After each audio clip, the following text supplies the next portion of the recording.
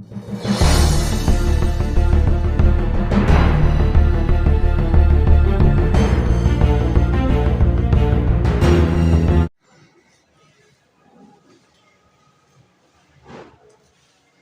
मेरे दोस्त, how are you. मैं राकेश कुमार सिन्हा आपके सामने फिर से अरिथमेटिक प्रोग्रेशन फिर से लाया हूँ।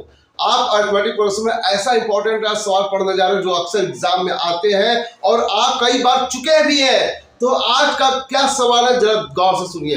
If n times the nth term of an AP is equal to n times the nth term of the AP where n is not equal to n, then find the value of its m plus nth term। का मतलब क्या हुआ sir, समझ में नहीं आया कुछ? कोई बात नहीं यार, हम है तो फिर दिक्कत किस लिए है। देखिए, कोई आपके पास सीरीज है, मान लिया जाए आपके पास कोई सीक्वेंस दिया हुआ, कोई बहुत सारे नंबर जैसे 1 से लेकर 10 तक दिया हुआ, मान लिया जाए 1 से लेकर 10 तक देता है। तो सवाल यह करे कि सातवां टर्म, ऐसा तो लिख सकता हूं, को 7 टाइम्स से मल्टीप्लाई कर दे, का सदगुना कर दे। सातवां टर्म को 7 से मल्टीप्लाई कर दे, ये हो जाएगा इक्वल टू उसी एपी का 10 टाइम्स इनटू किस में, 10th टर्म में। सवाल ऐसी लगभग कुछ कर रहा है। सवाल यह कर रहा है किसी एपी का 7वां और 10वां टर्म का जो वैल्यू है उसको 7 से, 7वें को 7 से और 10वें टर्म को 10 से गुना करने पर जो वैल्यू आएगा, दोनों का वैल्यू सेम सेम आएगा। सवाल ऐसे कर रहा है। तो फाइंड क्या करना है? फाइंड करना है कि जो 7वां टर्म और 10वां टर्म है, इन दोनों का कॉम्बिनेशन, कि 7वां और प्लस 10वां टर्म का वैल्यू क्या होगा। बात को समझे? सवाल क्या कर रहा है, 7वां टर्म का सदगुना और 10वां टर्म का 10 गुना अगर बराबर हो जाता है किसी एपी में तो उसका 17वां टर्म, यानी 7वां और 10वां दोनों का जोड़ आएगा कितना, 17वां टर्म। क्या आएगा ये निकाल कर दिखाना है अभी। और कैसे समझते हैं, चलिए हम बनाते हैं। आप लगभग सवाल तो आपको समझ में आ गया होगा। अब बनता कैसे, इसको आप देखें। मान लिया, चूंकि ये तो नहीं पता यार एपी कौन है, फर्स्ट टर्म क्या है, कॉमन डिफरेंस क्या है, सातवां टर्म क्या है, एम टर्म्स क्या है, एम टर्म्स क्या है, कुछ नहीं पता, हमको कुछ नहीं पता। क्या? तो आइए इसको बनाते हैं, कैसे पता चलेगा। मान लिया first term of an AP, किसी एपी का फर्स्ट टर्म मान लिया जाए ए एंड इट्स, और इसका जो है कॉमन डिफरेंस क्या है, मान लिया जाए डी। तो अगर ए और डी अगर मालूम हो गया, फर्स्ट टर्म ए है, कॉमन डिफरेंस डी है, तो आपका सब कुछ निकल जाएगा। पांचवा टर्म क्या होगा, ए प्लस 4d। सातवां टर्म क्या होगा, ए प्लस, अब सातवां पूछ रहा है तो ए तो निकल गया पहला टर्म, बाकी का 6 टर्म यानी 60। बात को समझे?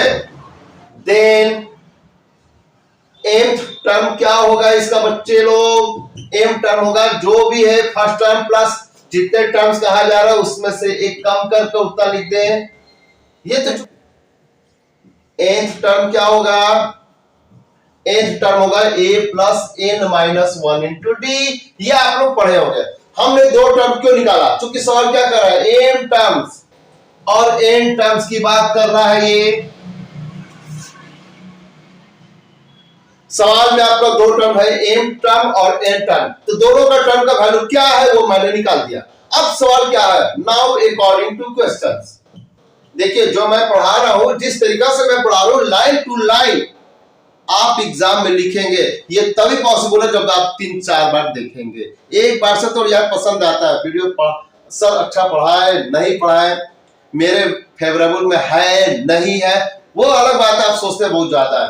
तो बात यार सोचने की नहीं है, कुछ कर दिखाने की है। आप देखते रहे, 2-3 बार देखिए, 100% गारंटी देता आप कभी दिलो दिमाग से नहीं हटेगा। चलिए स्टार्ट करते हैं बेटा, ज्यादा समय नहीं ले रहे हैं आपका। तो सवाल के अनुसार क्या करना है कि हमको m से मल्टीप्लाई करना है, किसमें, f टर्म में। ये जो है इक्वल टू हो जाएंगे, n से मल्टीप्लाई करेंगे उसको n टर्म से। जो आपने टर्म निकाला है इसको m टर्म को m से और n टर्म को n से मल्टीप्लाई करने के बाद ये दोनों आपस में बराबर हो जाएगा। जो लेफ्ट में आंसर आएगा वही राइट में आंसर आएगा, जो वैल्यू लेफ्ट में आ रहा है वही राइट में आ रहा है। ये सवाल कर रहा है, मैं नहीं कर रहा हूँ, सवाल कर रहा है। तो भाई जो सवाल के अनुसार काम करना है, अपने मर्जी के अनुसार थोड़ा काम करना है, अपने मर्जी से काम करना बस गड़बड़ हो जाएगा। जो सवाल कर रहा है आपको उसी तरीके से बनाना है। तो चलिए कैसे बनाते हैं देखते हैं, समझते हैं बात को बेटा।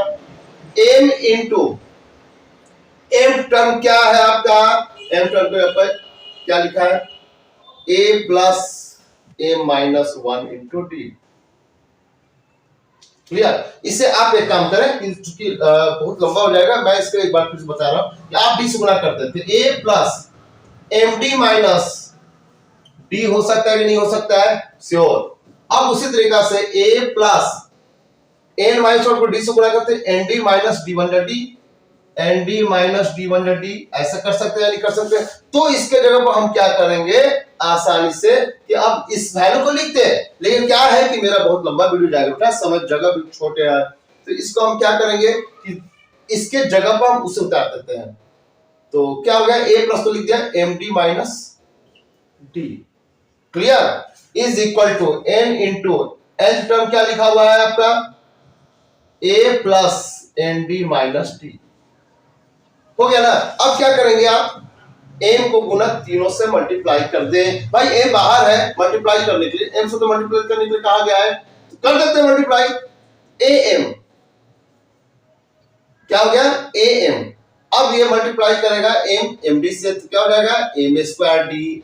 अब एम जो है माइनस डी से गुना करेगा तो minus M D is equal to, आपको वही काम यहां भी करना है। क्या करना है, एन को ए से गुना करेगा तो ए एन प्लस एन जब एन डी से गुना करेगा तो क्या हो जाएगा एन स्क्वायर डी, और माइनस एन जब डी से करेगा तो क्या हो जाएगा एन डी। बात को समझे, इनको गुना करने को ये मिला तीन ठो, क्योंकि A M M square D और एम डी से करते एम डी, एन ए या ए एन एक ही बात है, एन डी यानी एन स्क्वायर डी, एन जब डी से करेगा तो एन डी, क्लियर ना। अब क्या करेंगे, अब इसके बाद क्या करना है यार, जोड़ना तो घटाना तो है नहीं, चूंकि जो है दोनों साइड में है, तो क्या करेंगे बारी बारी से एक एक लिख दिया। एन का जोड़ा कौन है इन तीनों में से, एन, तो A M minus A N, ये कर दें। अब क्या करें, प्लस एम स्क्वायर डी को किससे जोड़ेंगे, इसके साथ, तो चूंकि पॉजिटिव इधर आएगा तो नेगेटिव हो जाएगा, तो M square D minus N square D, यानी कि इक्वल के जितने सारे राइट टर्म्स हैं सभी को लेफ्ट में ला रहा हूं। और लाते समय क्या होता है, आपके सर ने पढ़ाया है कि आप प्लस माइनस में जाता है, माइनस प्लस में बदल जाता है। तो माइनस एम डी के तरफ जब राइट साइड का एन डी माइनस वाला इधर आएगा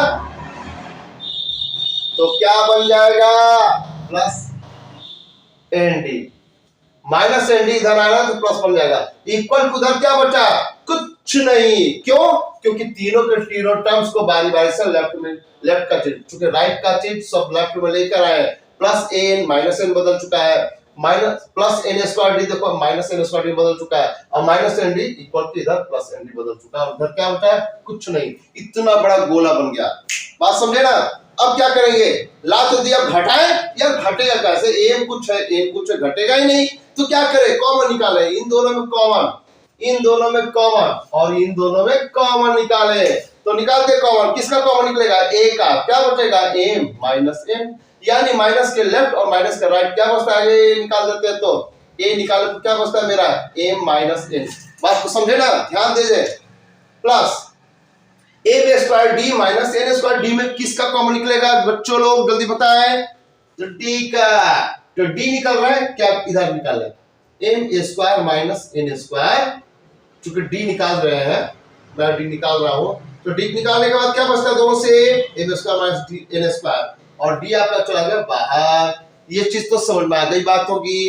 अब इन दोनों में कॉमन निकालते हैं, माइनस एम डी और प्लस एन डी में किसका कॉमन है, माइनस डी, देखिए यहाँ पर माइनस डी दोनों में कॉमन है, तो माइनस डी निकाल लिया जाए, माइनस डी निकल गया, तो एम बचता है आपका प्लस में, और माइनस, एक प्लस में दो माइनस होते हैं, एक प्लस दो माइनस से मिलकर बनते हैं बेटा, तो एक माइनस डी निकाल लेंगे तो क्या बचेगा, माइनस डी निकल गया तो माइनस का एन बचता है, आप समझ गए, इक्वल टू 0, यहां तक समझ गए होंगे। अगला लाइन क्या है, क्या देख रहे हैं, एम माइनस एन, इसमें भी है एम माइनस एन और इसमें भी है एम माइनस एन, अब पूछेंगे sir m square minus N square में एम माइनस एन क्या होता है, कहां से आएगा? तो देखिए बेटा आप ध्यान दीजिएगा, क्या ये फॉर्मूला लग रहा है ए स्क्वायर माइनस बी स्क्वायर का? इसका क्या फॉर्मूला होता है? एम प्लस एन इंटू ए माइनस एन। याद रखेंगे, एक माइनस के अगल और माइनस के बगल अगर दोनों तरफ स्क्वायरिंग और बीच में माइनस है तो एक बार जोड़ देते हैं, एक बार घटा देते हैं। एन को जोड़ते हैं, एन को घटाते हैं। एन प्लस माइनस में होता है, याद रखिएगा। यानी इसके पास एम प्लस एन भी है और एम माइनस एन भी है, तो m minus n, m minus n, m minus n अगर निकाल दिया जाए तो क्या बचता है वो देखते हैं। एम माइनस एन निकाल दिया जाए तो क्या बचता है बच्चों लोग? इसमें क्या बचा? ए माइनस निकालने पर ए, इसमें क्या बचता है? प्लस एम प्लस एन, बाहर में डी। क्लियर?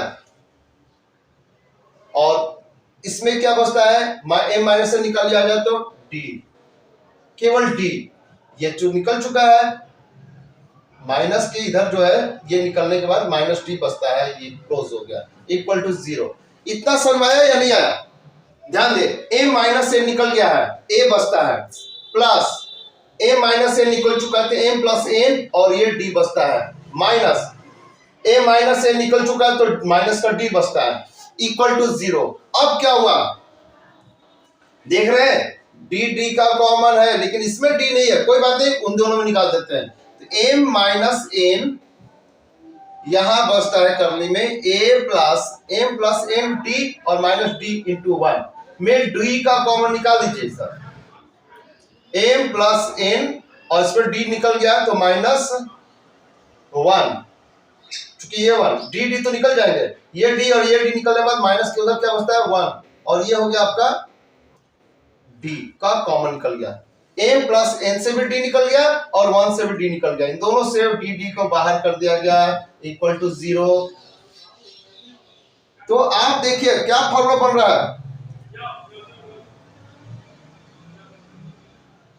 क्या हम m माइनस एन को इतना लिख सकते हैं?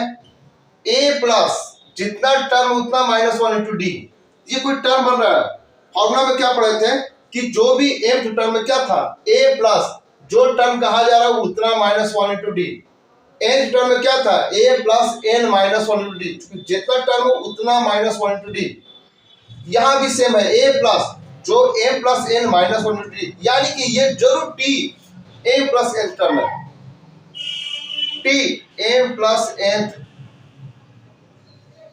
इस पूरे का वैल्यू क्या मैं लिख सकता हूं या नहीं? सिमिलरली देखिए जस्ट वैसे ही है, a plus m minus 1 D को क्या हम a प्लस इस पूरे वैल्यू को हम कह रहे हैं a plus m minus 1 D है, तो क्या इसको हम tm लिख सकते हैं या नहीं?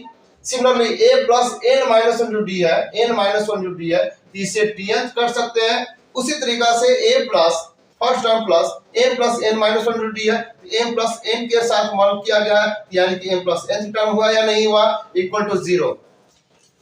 इतना करने के बाद अब आप लिख सकते हैं आइदर, क्योंकि दोनों का प्रोडक्ट 0 आ रहा है, या तो इधर का वैल्यू 0 या तो उधर का वैल्यू 0, तो आइदर m माइनस n बराबर 0 या फिर t term of m plus n equal to 0। Either m minus n बराबर 0 का मतलब क्या हुआ कि m और n बराबर है, but m is not equal to n, it is given है कि m और n बराबर नहीं, यहां तो आ रहा है लेकिन बराबर नहीं का मतलब उसको हटा दें, उससे कोई मतलब नहीं है, m और n बराबर नहीं होगा। It is clear that hence tn m plus n, tm plus n, ये जो tm प्लस n जो है उसका वैल्यू क्या मिला आपका? 0। यही आंसर है आपका। आपका सवाल क्या था कि बताओ m प्लस n टर्म, यानी tm प्लस n का वैल्यू निकालने के लिए कहा जा रहा था आपको। क्या है आपका पूरे का वैल्यू? 0। हमेशा 0 आता है। एग्जाम में कभी कभी प्रूफ करने के लिए आता है कि बताए m टर्म का वैल्यू, किसी एपी का m टर्म्स का m टाइम्स और n टर्म का n टाइम्स अगर आपस में इक्वल है तो m प्लस n टर्म का वैल्यू 0 आएगा। ऐसा भी एग्जाम में आते हैं, या फिर वैल्यू निकाल कर दिखाएं, ऐसा भी आ सकता है। सवाल को घुमा फिरा कर भी दिया जा सकता है एग्जाम में। अगर एग्जाम में किसी तरीके से हो तो बस सवाल क्या करो उस पर ध्यान दें, एक बार नहीं कई बार पढ़े। देखें सवाल ये कर रहा है कि किसी m टर्म को m से गुना करना है और उसका वैल्यू किसी p का वही आएगा जो n टाइम्स को n टर्म से मल्टीप्लाई करना था।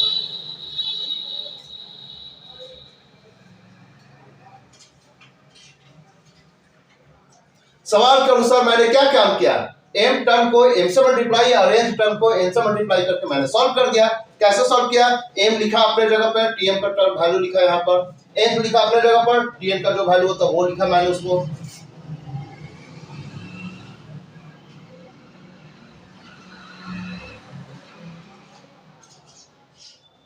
m से तीनों को मल्टीप्लाई किया, यहाँ n से तीनों को मल्टीप्लाई करके यहाँ लिखा। उसके बाद am को n से घटाया, m स्क्वायर d को n स्क्वायर d से घटाया और माइनस m d को इससे घटाया।